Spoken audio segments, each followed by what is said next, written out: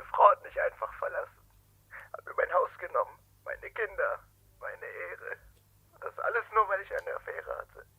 Ich bitte dich, das war einmal. Also, mein Sohn, der hasst mich. Der spielt den ganzen Tag nur dieses Karl auf Dudi. Also, der wird irgendwann noch zum Amokläufer und bringt mich irgendwann noch selbst um. Kein Wunder, dass die Kinder alle so aggressiv sind heutzutage. Ich will unbedingt mit meinem Mann in einen Swingerclub, aber er will nicht. Richtigen Sex bekomme ich schon lange nicht mehr. Wenn das so weitergeht, gehe ich ohne ihn dahin. Was soll ich nun tun? Ich kann doch kein Kind von einem 14-Jährigen bekommen. Er hat doch vorher rausgezogen. Ich wusste gar nicht, dass sowas möglich ist. Außerdem ist er noch so jung, aber ich liebe ihn einfach. Er ist mein Traummann. Die gehören doch eh nicht hier rein. Die haben es doch verdient, vermöbelt zu werden. Kommen in unser Land, schälen uns unsere Frauen und unsere Arbeit. Was haben die hier zu suchen?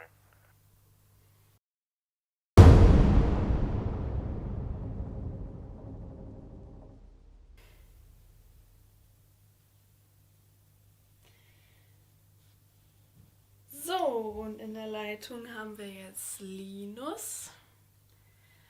Linus, was hast du uns zu erzählen? Hallo? Ich habe ein Problem. Also, ich weiß nicht, wie ich anfangen soll. Eigentlich hat es nicht mal wirklich was mit mir zu tun. Ach, ich weiß auch nicht. Ich habe Angst. Wovor hast du Angst, Linus? Ich weiß gar nicht, ob ich hier richtig bin. Keine Ahnung, ob ich hier mit dir darüber reden kann. Na komm schon, du kannst meinen Abend bestimmt mit deiner Geschichte retten. Na gut, also hier in der Nähe, also ein paar Straßen entfernt, nicht mal so weit weg. Wie soll ich sagen? Es wurden Menschen getötet. Habe ich das gerade richtig gehört, Linus? Es wurden Menschen getötet? Erzähl mir mehr. Die Polizei denkt, es sei ein Serientäter. Es wurden mehrere Familien in kurzer Zeit getötet. Ich weiß auch nicht, was ich davon halten soll. Ich habe einfach Angst. Die Tatorte sind nicht weit weg von meinem Wohnort. Kannst du uns genaueres über die Taten erzählen?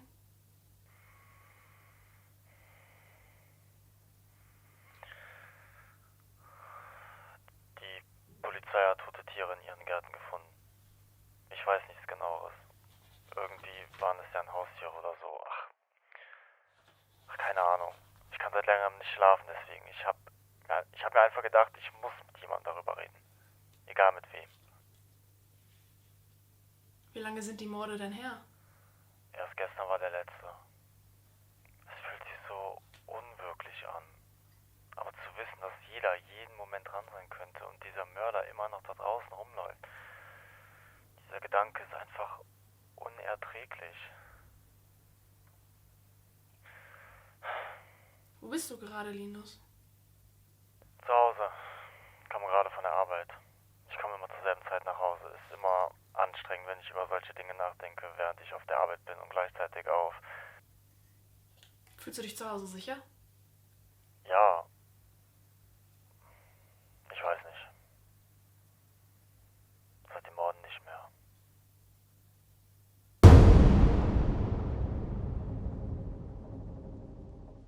Ja, ich weiß, eine Trennung ist nie leicht. Glaub mir, ich war in der gleichen Situation wie du.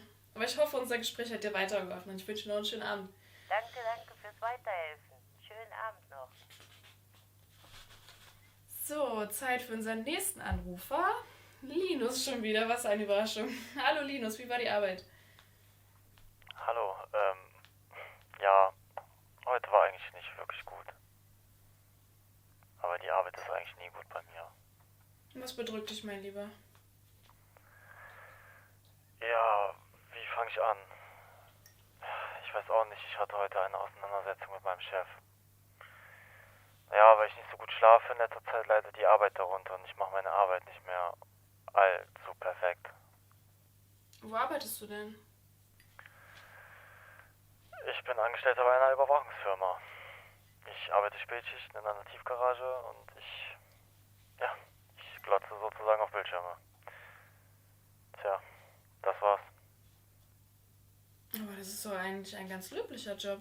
Und ich meine, du sorgst für die Sicherheit und Ordnung. Was ist denn mit deinem Chef passiert? Erzähl uns mehr. Es war kurz vor Feierabend. Ein paar betrunkene Jugendliche haben in der Tiefgarage randaliert und Autos zerkratzt. Das ist quasi Teil meines Jobs, in solchen Situationen die Polizei zu rufen. Und ich habe gepennt.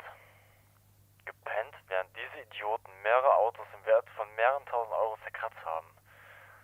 Da war natürlich klar, dass ich mit der Kündigung rechnen musste. Mein Chef hat mir nochmal eine letzte Warnung gegeben, aber das macht mir einfach zu schaffen. Ja, das glaube ich, dass das total scheiße war, einzupennen. Das ist mir früher im Büro auch so oft passiert. Vielleicht müssen wir herausfinden, weshalb du nachts nicht mehr schlafen kannst. Willst du mir nochmal erzählen über die Ereignisse in deiner Nachbarschaft? Gestern wurde schon wieder jemand umgebracht. Eine Familie mit 2 Kindern.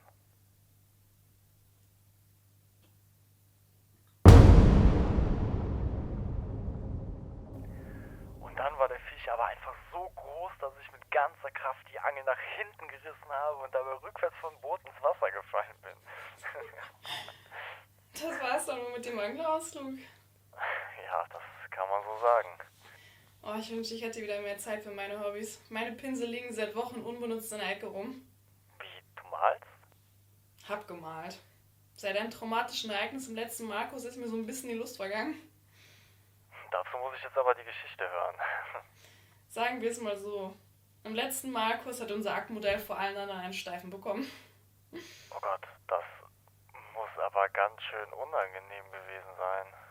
Es wäre weniger unangenehm gewesen, wenn der Typ besser bestückt gewesen wäre. Es ist ziemlich komisch, so eine intime Geschichte zu hören von einer Person, von der ich nicht mal den Namen weiß. Und den wirst du auch niemals erfahren.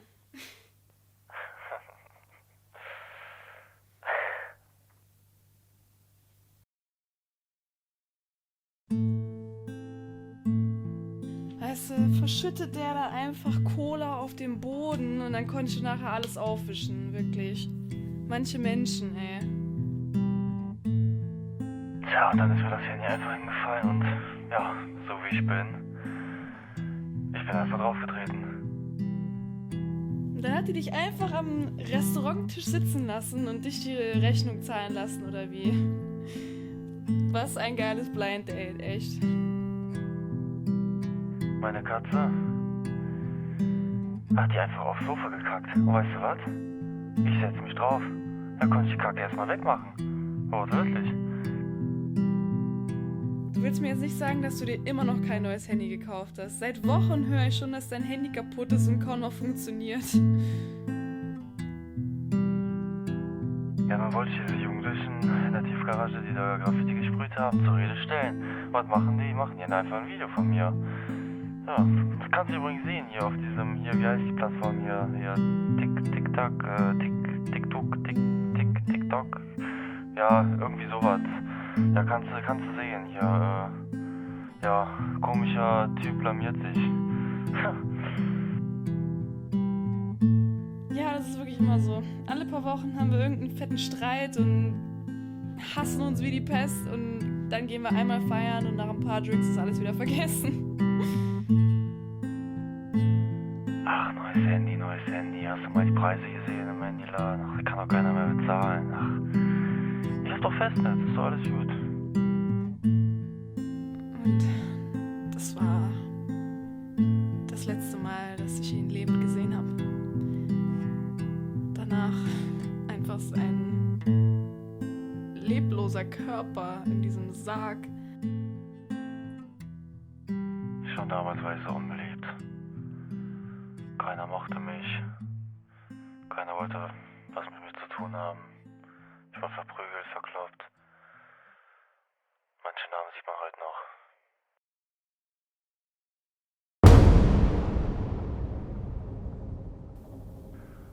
Ja, aber als ich dann nach Hause kam mir direkt Sammy mit ihrer Plüschmaus im Maul entgegen und wollte spielen. Das ist das Schöne an Katzen. Die sind so mit sich selbst beschäftigt, dass sie deine Kündigung gar nicht mehr juckt. Die wollen einfach nur spielen und nach ein paar Minuten hast du die Kündigung auch schon wieder vergessen. Ja, hast recht.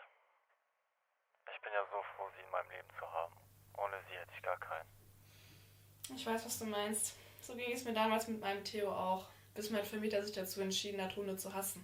Da musste er bei meiner Mama leben. Das tut mir leid. Aber das klingt ja danach, dass du ein gutes Verhältnis zu deiner Mutter hast. Ja, auf jeden Fall. Das ist mir auch das Wichtigste im Leben.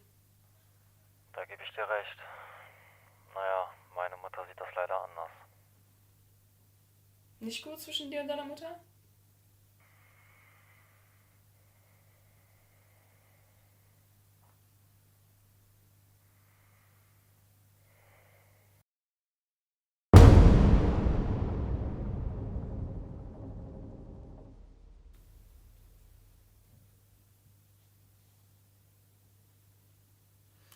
So, hallo Linus. Was gibt's Neues?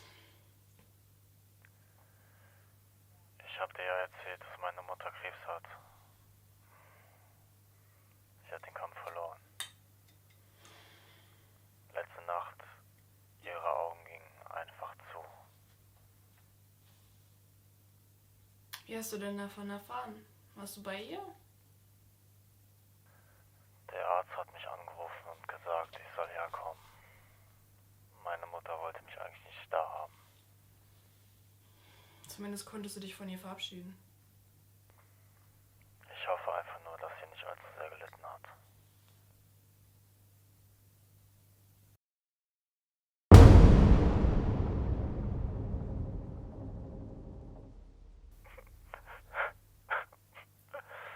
Und dann habe ich sie einfach tot im Garten gefunden. Wie ist es denn passiert? Wurde sie überfahren oder so? Irgendwie? Meine Katze würde nie vor ein Auto laufen. Das hat jemand extra gemacht. Oder wurde sie vielleicht vergiftet? Nein. Sie wurde erstochen.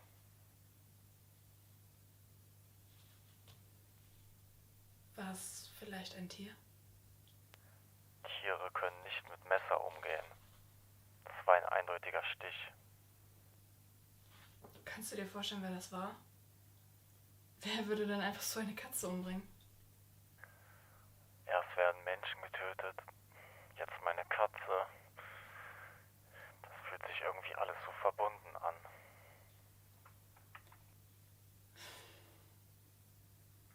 Das einzig Positive, was ich dir dazu sagen kann, wenigstens muss sie nicht mehr leiden. Wenn du hast mir erzählt, dass sie schon lange krank war. Ja. Ich bin froh, dass sie wenigstens nicht mehr leidet.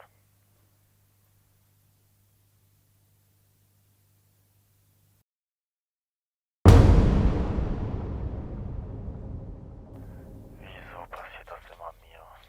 Wieso? Was habe ich nur getan, dass mir Gott sowas antun muss? Was ist denn passiert? Der Mörder kommt näher. Warte, Thomas, welcher Mörder? Soll das ein Witz sein? Der Wahnsinnige, der in meiner Nachbarschaft Menschen umbringt.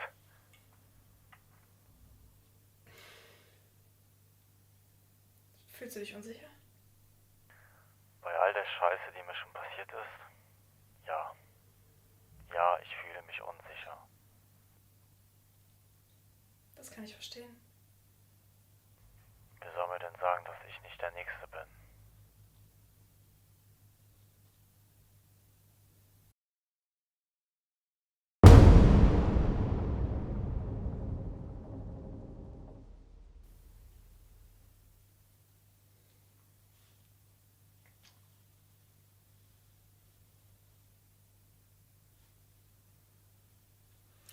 So, und in der Leitung ist natürlich wieder Linus. Hallo Linus. Hey, du wirst mir nicht glauben, was mir heute Morgen passiert ist. Ich werde es bestimmt nicht glauben. Erzähl's mir. Heute Morgen, als ich im Garten eine rauchen war, habe ich so ein leises, hilfloses Miauen gehört. Und als ich nach unten sah, habe ich diese kleine, arme Babykatze gesehen. Sie gehört zwar den Nachbarn, aber bei mir ist sie sowieso viel besser aufgehoben. Sie können sich doch sowieso nicht um die kleine Katze kümmern.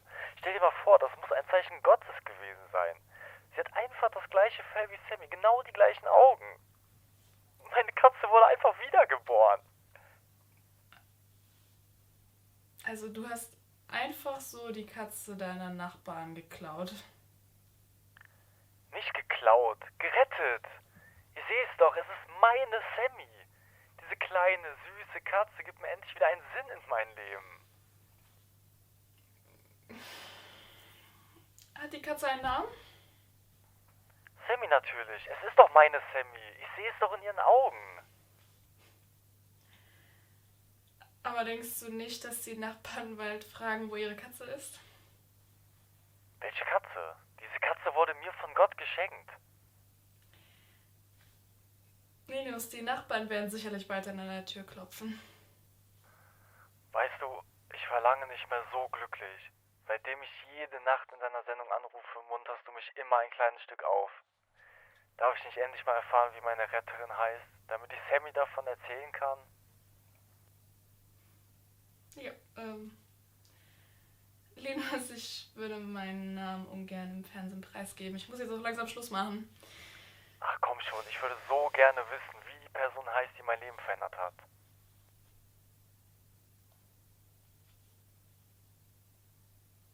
Alexa. Danke.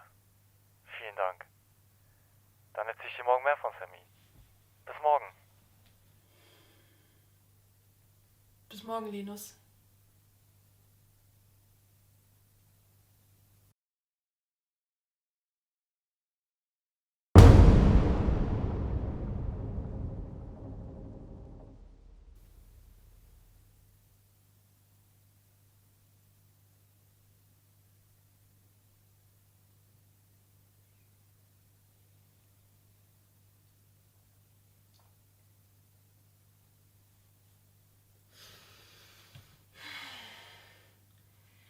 In der Leitung ist Tristan. Hallo Tristan, was hast du uns zu sagen? Hallo. Ich habe so ein Problem.